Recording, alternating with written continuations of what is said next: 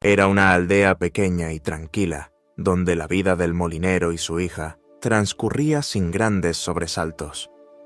El día empezaba temprano con el sonido de la rueda del molino girando y el aroma de la harina recién molida flotando en el aire. La hija del molinero, una joven callada y trabajadora, ayudaba a su padre sin quejarse. No había lujos, pero tampoco problemas. Todo cambió un día cuando el rey, durante uno de sus paseos, se detuvo a charlar con los aldeanos. Al llegar al molino, el rey quedó encantado por la belleza de la hija del molinero. El padre, deseando llamar la atención del rey, cometió un error terrible. «Mi hija», dijo con una sonrisa nerviosa, «es capaz de hilar la paja y convertirla en oro». El rey, intrigado, observó a la joven con un interés creciente. Oro. Esa palabra resonó en su mente. La codicia comenzó a despertar en su interior, y el rey, sin pensarlo dos veces, ordenó que la muchacha fuera llevada al castillo. La hija del molinero no entendía cómo una mentira tan absurda podía cambiar su destino de un momento a otro. Ella, que nunca había tocado una rueca para nada más que hilados simples, ahora estaba en el centro de una peligrosa ilusión. Las promesas de su padre la habían puesto en una posición imposible, frente a un rey que no toleraría fallos. Esa noche, la muchacha fue conducida a una habitación en el castillo, repleta de paja hasta el techo. La puerta se cerró detrás de ella con un eco sordo. Tenía hasta el amanecer para cumplir una tarea imposible o enfrentar las consecuencias. Las sombras de la noche se alargaban y en su soledad el miedo comenzó a consumirla. El sonido de la puerta cerrándose resonó en el gran salón y el eco se perdió entre las paredes de piedra. La hija del molinero se quedó sola, inmóvil, mientras sus ojos recorrían la vasta habitación. La paja llenaba cada rincón, amontonada en montañas doradas que parecían interminables. Junto a ellas una vieja rueca esperaba, silenciosa, como si supiera lo que iba a suceder. Un escalofrío recorrió su espalda. No sabía cómo hilar ni un solo trozo de paja, y mucho menos convertirla en oro. Pero el rey no lo sabía, o peor aún, no le importaba. «Hazlo antes del amanecer», había dicho el monarca, su voz fría y llena de expectativa. «O serás desterrada». Las palabras aún resonaban en su mente, pesadas y amenazantes. La joven caminó lentamente hacia la rueca, sus manos temblorosas tocando la madera áspera. ¿Cómo había llegado hasta aquí? Pensó en su padre, en la mentira que lo había arrastrado todo a este momento. ¿Qué haría ella, Mikua? Ahora. La noche se extendía frente a ella como una trampa. Fuera del castillo, el viento soplaba suavemente, pero allí dentro, en esa habitación cerrada, todo parecía frío y oscuro. El tiempo corría. Si no convertía esa paja en oro, el amanecer traería su condena. Con cada minuto que pasaba, su corazón latía con más fuerza, y la desesperación la envolvía. ¿Era esto el final? ¿Se desvanecería su vida en la ruina por una mentira que nunca había querido contar? Se sentó frente a la rueca, impotente, su mente dando vueltas, buscando una salida que no llegaba. El miedo la consumía, y el silencio de la noche parecía alargarse con cada suspiro. Y entonces, de las sombras, surgió una figura pequeña, extraña, y con ella, una promesa de esperanza o condena.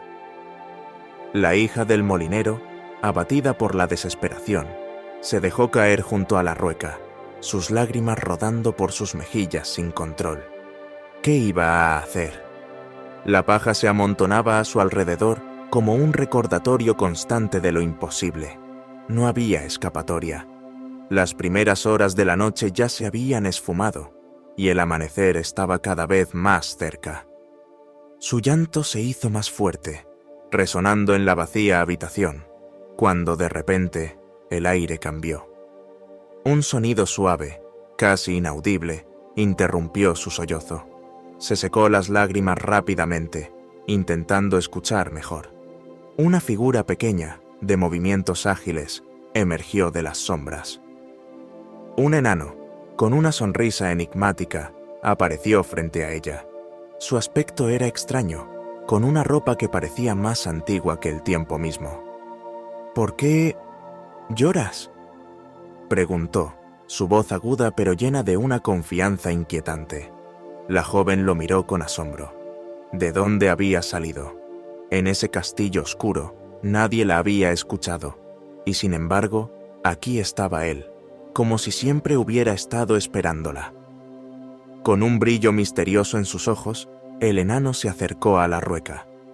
«Puedo ayudarte», dijo mientras la miraba de arriba a abajo, evaluando su desesperación. «Puedo convertir esta paja en oro, si me das algo a cambio».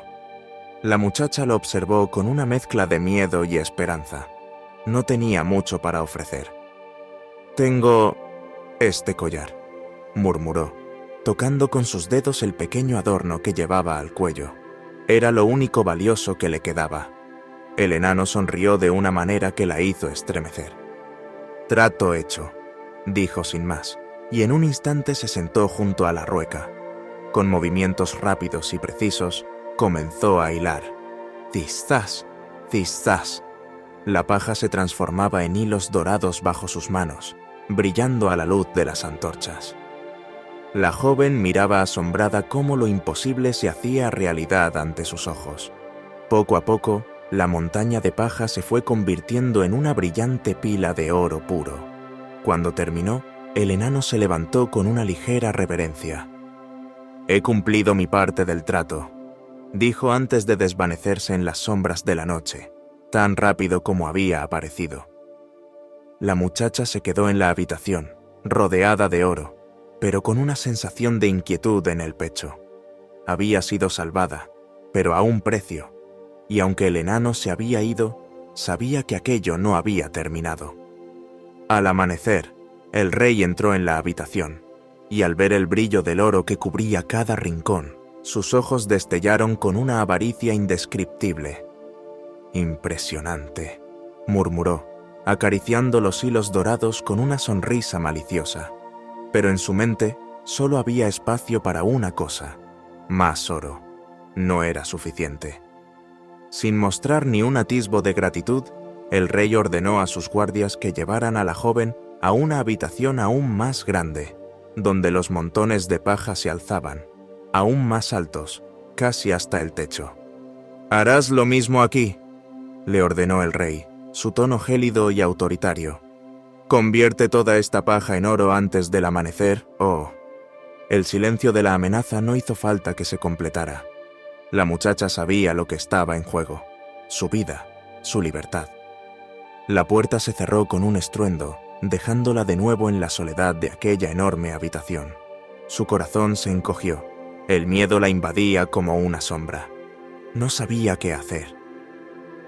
¿Qué hacer? La desesperación volvía a apoderarse de ella.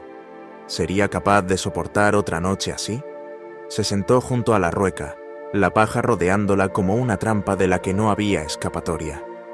Entonces, tal como la noche anterior, el enano apareció, emergiendo de las sombras, su sonrisa torcida reflejando un secreto que solo él conocía. «¿Otra vez en problemas?», preguntó, su tono burlón pero lleno de confianza. La joven lo miró con resignación. «No tengo más que ofrecerte», susurró, casi derrotada. Pero el enano, con sus ojos brillantes, señaló su mano. «Tu sortija», dijo suavemente. Era lo último que tenía de valor, pero ¿qué otra opción le quedaba? Temblorosa, la muchacha deslizó el anillo de su dedo y se lo entregó. «Trato hecho», dijo el enano con satisfacción. Se acercó a la rueca y con la misma velocidad y precisión de la noche anterior, comenzó a hilar. «Zis-zas, zis-zas».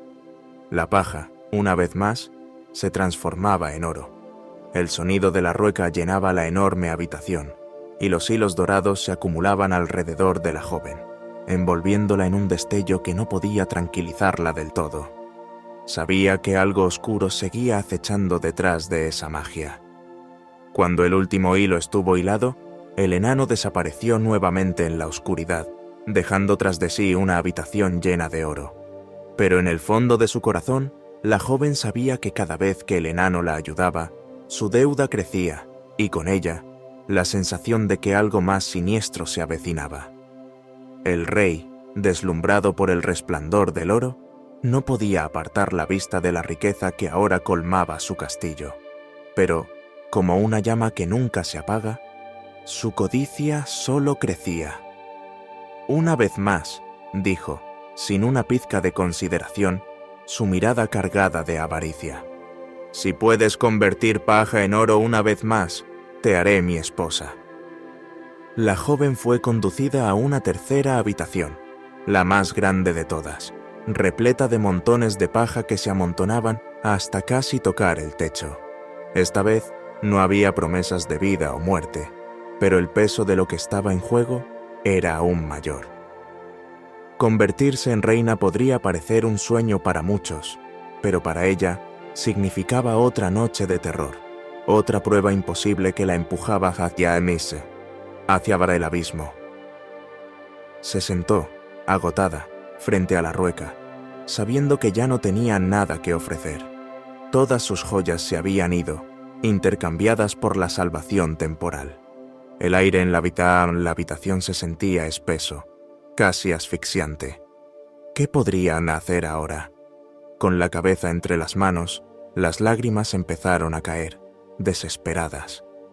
Entonces, tal como lo había hecho las 2 noches anteriores, el enano emergió de la oscuridad, con esa sonrisa misteriosa que la hacía estremecer.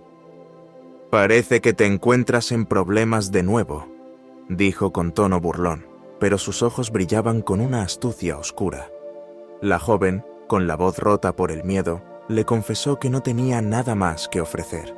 No había más collares, anillos ni joyas que pudieran servir de moneda. El enano, lejos de sentirse decepcionado, se acercó con una mirada más intensa, como si hubiera estado esperando este momento. «No tienes joyas, pero hay algo más valioso aún», murmuró, sus palabras llenas de promesas oscuras. La muchacha lo miró, aterrada. «¿Qué quieres?», susurró. «Tu primer hijo», respondió el enano. Su sonrisa se ensanchaba. «Cuando seas reina y tengas a tu primogénito, me lo entregarás a mí». El corazón de la joven se detuvo por un momento. ¿Su hijo? El terror la consumía, pero las montañas de paja la rodeaban, recordándole lo que estaba en juego. Si no cumplía la tarea, nunca se convertiría en reina y sería desterrada o peor. Desesperada y sin ver otra salida, asintió lentamente. «Está bien», dijo, con una sensación de vacío en el pecho. «Te lo prometo». El enano sonrió con satisfacción. Sin más palabras, se sentó junto a la rueca y comenzó su trabajo por tercera vez. Zis-zas, zis-zas. El sonido familiar llenó la habitación, mientras la paja se convertía en hilos de oro bajo sus manos. Cuando la tarea estuvo completa, el enano desapareció de nuevo, dejando tras de sí una habitación llena de oro. Pero esta vez la joven sintió que había perdido algo mucho más valioso. Sabía que había sellado un destino oscuro, y aunque el rey la esperaría con la promesa de convertirla en reina, una sombra más grande la perseguía. El rey, fiel a su palabra, hizo de la joven su esposa, y la boda fue un evento majestuoso, lleno de lujos que la hija del molinero nunca habría imaginado en su vida anterior. Ahora, vestida con sedas y rodeada de sirvientes, era la reina de un vasto reino. Los días pasaban entre banquetes, risas y festejos, y poco a poco, la memoria de las noches oscuras, las montañas de paja y el enano misterioso se desvanecían en su mente, como un mal sueño que prefería olvidar. Con el tiempo, la reina dio a luz a un hermoso niño, un príncipe que se convertiría en el orgullo de sus padres y en la alegría del reino. La vida en el castillo transcurría en una aparente calma. Los jardines florecían, las risas del bebé resonaban por los pasillos, y la reina pensaba que, al fin, todo había quedado atrás. Su vida era perfecta, sin rastro de las promesas hechas en la desesperación. Pero la tranquilidad rara vez es eterna. Una noche, cuando el castillo dormía en el silencio, algo perturbó el sueño de la reina. Una sensación, un escalofrío. Se levantó, y al caminar por los pasillos, una sombra pequeña y familiar apareció ante ella, emergiendo de las tinieblas. Rumpelstiltskin estaba de vuelta. La reina sintió cómo el miedo antiguo la invadía de nuevo. Ese rostro que había tratado de olvidar, esa sonrisa torcida, esa figura que había sellado su destino años atrás. El enano no había cambiado, pero en su mirada había una determinación inquebrantable. «He venido a reclamar lo que es mío», dijo con voz clara, mientras la reina sentía que el suelo bajo sus pies desaparecía. «Tú sabes lo que prometiste». Su corazón se detuvo. El trato que había hecho en su desesperación, la promesa que pensaba que nunca se cumpliría, regresaba ahora como un espectro oscuro. «No, por favor, no», balbuceó, abrazando la cuna donde dormía su hijo. Pero el enano no mostraba compasión. «Una promesa es una promesa», dijo con una fría sonrisa. La reina, desesperada, cayó de rodillas, suplicando, rogando por el bienestar de su hijo. «Te daré lo que quieras, oro, joyas, todo mi reino si es necesario, pero no te lleves a mi hijo», imploraba. Pero Rumpelstiltskin la miró con indiferencia. «No hay tesoro que iguale lo que me prometiste», replicó. El peso de su promesa cayó sobre ella como una pesada losa. Sabía que estaba al borde del abismo, y que esta vez la solución no sería tan simple como entregar un collar o una sortija. Su hijo estaba en juego, y la sombra del enano parecía más grande, más oscura. El precio que debía pagar había llegado. La reina, con el corazón en un puño, se arrodilló ante Rumpelstiltskin, sus ojos llenos de lágrimas. «Por favor, no te lleves a mi hijo», suplicaba entre sollozos, sus manos temblorosas aferradas a la cuna. «Te daré todo lo que desees, cualquier cosa, pero no a él, no a mi hijo». Su voz se quebraba en el aire, cargada de miedo y desesperación. Pero el enano no mostraba compasión. «No hay nada que pueda igualar lo que prometiste», dijo con una calma inquietante, su sonrisa maliciosa nunca abandonando su rostro. «Tu primer hijo me pertenece. Es el trato que hicimos». Las palabras cayeron pesadas como piedras sobre la reina, recordándole el oscuro pacto que había sellado en su desesperación. La reina, rota de dolor, se aferró a los pies del enano, llorando más fuerte, su voz desesperada llenando la habitación. «Por favor, no te lo lleves. Es mi hijo, lo único que tengo. Haré lo que sea». El enano, mirando a la mujer deshecha ante él, reflexionó por un momento. Entonces, con un brillo astuto en los ojos, le ofreció un último trato. «Te daré una oportunidad», dijo suavemente, su voz casi un susurro que la llenó de un frío indescriptible. «Si en 3 días puedes adivinar mi nombre, te dejaré quedarte con el niño. Si fallas, será mío». Las palabras resonaron en la mente de la reina como un eco interminable. ¿Su nombre? Ni siquiera había pensado en eso, ni por un segundo. La idea de adivinarlo le parecía imposible, pero era su única esperanza. Aún así, sentía que la sombra de la derrota ya se cernía sobre ella. 3 días. 3 días para salvar a su hijo, para deshacer el terrible pacto que había hecho. La crisis la golpeó con toda su fuerza. Las lágrimas siguieron cayendo, pero ahora el tiempo corría, y con cada minuto que pasaba, sentía que la promesa oscura del enano la consumía. Durante 3 noches, su mente se desbordaría, buscando en vano respuestas que no llegaban. El miedo de perder lo más preciado de su vida era una angustia que no la dejaría respirar. Los 3 días transcurrieron con una agonía insoportable para la reina. Cada noche, cuando el enano regresaba para escuchar sus intentos, ella pronunciaba todos los nombres que podía imaginar. nombres antiguos, nombres extraños, algunos que había escuchado en historias lejanas, pero siempre fallaba. Cada vez que Rumpelstiltskin sacudía la cabeza, su sonrisa se ensanchaba, disfrutando de su tormento. La desesperación se apoderaba de la reina más y más con cada error, y la sombra de la pérdida crecía más oscura. El tiempo se agotaba. La reina, exhausta, había enviado a todos sus sirvientes y mensajeros por el reino para recolectar nombres, cualquier nombre, con la esperanza de encontrar el correcto. Uno tras otro regresaban, pero todos los nombres que ofrecían eran inútiles. Ninguno funcionaba. El tercer día llegó, y con él el peso del destino sobre los hombros de la reina. Mientras se preparaba para lo inevitable, uno de sus mensajeros, jadeando de cansancio, entró corriendo al castillo. Traía una historia extraña que despertó en la reina una chispa de esperanza. Majestad, mientras recorría el bosque, cerca de una cabaña solitaria, vi algo que no me pareció natural, dijo, sus palabras atropelladas por la emoción. Allí, entre las sombras, vi a un enano saltando de un lado a otro, como celebrando. Estaba cantando, y aunque no entendí bien al principio, repetía una y otra vez su propio nombre, Rumpelstiltskin. La reina sintió como el aire volvía a sus pulmones. Rumpelstiltskin, ese era el nombre, la clave para salvar a su hijo. El alivio la envolvió, pero también un miedo renovado. Sabía que si fallaba esta última vez, perdería a su hijo para siempre. Sin embargo, ahora tenía una nueva arma, el nombre que tanto había buscado.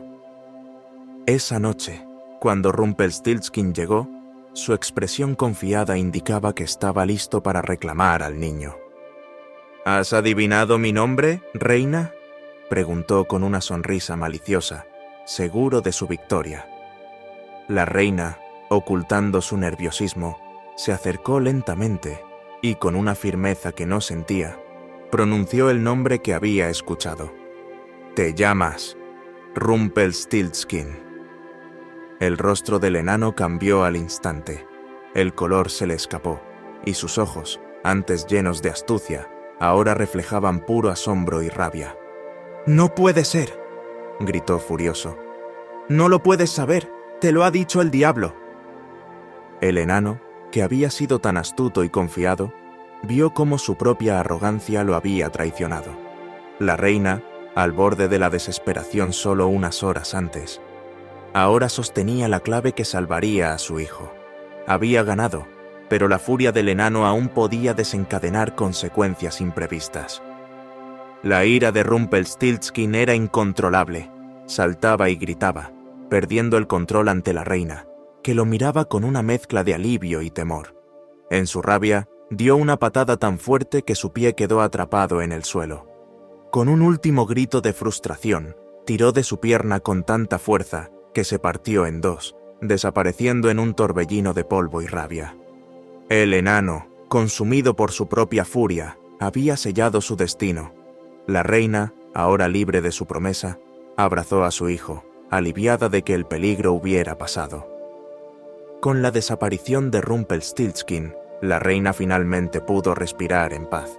El oscuro pacto que había atormentado su vida había sido roto, y su hijo, su mayor tesoro, estaba a salvo. La sombra del enano ya no se cernía sobre ellos, y el castillo, que antes parecía cargado de temor y duda, se llenó nuevamente de luz.